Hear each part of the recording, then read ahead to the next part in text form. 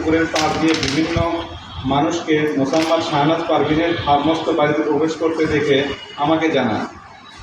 আমি বিষয়টি ৩ নম্বর বিবাদী মোসাম্মদ শাহনাজ পারভীন, বয়স আনুমানিক ৪৫, স্বামী মৃত সুলাইমান আলী খান বলধর হিরোইন কাহালুকে জানালে তিনি ওসব চোর বলে অস্বীকৃতি জানান।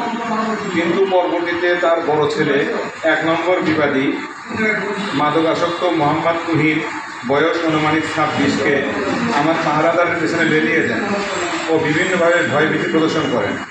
তার ভয়ে আমার উক্ত পাহারাদার পুকুরে পাহারা থাকতে অস্বীকৃতি জানান।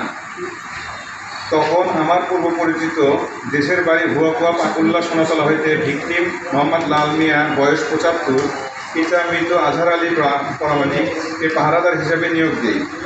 তিনিও অনুরূপ কর্মকাণ্ড দেখে লোকজনকে আমাদের পুকুর পার চলাচলের জন্য ব্যবহার করতে নিষেধ করায় এবার তাহার অর্থাৎ শাহনাজ পারভীনের প্ররোচনায় তাহার বড় ছেলে মোহাম্মদ তুহিন আমার পাহারাদারের নিকট চাঁদা দাবি ও পুকুরে বিষ প্রয়োগের ভয়ভীতি দেখায়।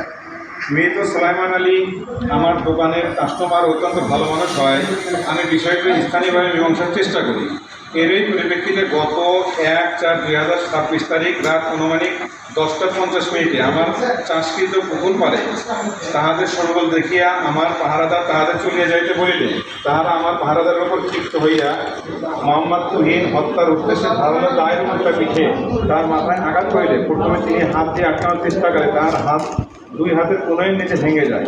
তিনি পড়িয়া গেলে ২ নম্বর বিবাদী মোহাম্মদ আব্দুল আজিজ, বয়স আনুমানিক ২৪, পিতা মৃত সুলাইমান আলী লোহার রড দিয়ে এলোপাতাড়ি প্রহার করলে তাহার কলার হাড় ভেঙে ও পায়ের হাড়ে ফাটল ও গুরুতর জখমের শিকার হন। ১ নম্বর ও ২ নম্বর বিবাদী তাকে ৪ নম্বর বিবাদী আব্দুল করিম, বয়স আনুমানিক ১৯, রশি নিয়ে এসে আমার পাহারাদারকে তাহারা টেনে হেসড়ে সজনা গাছের সাথে বাঁধার চেষ্টাকালে তাহার বঙ্গালীতে পঞ্চায়েতরা এসে তাহাকে উদ্ধার করে এবং আহত অবস্থায় শহীদ জিয়াউর রহমান মেডিকেল কলেজ হাসপাতালে ভর্তি করে ও আমি বিচার পেতে মামলা করি, যার মামলা নম্বর ৪ তারিখ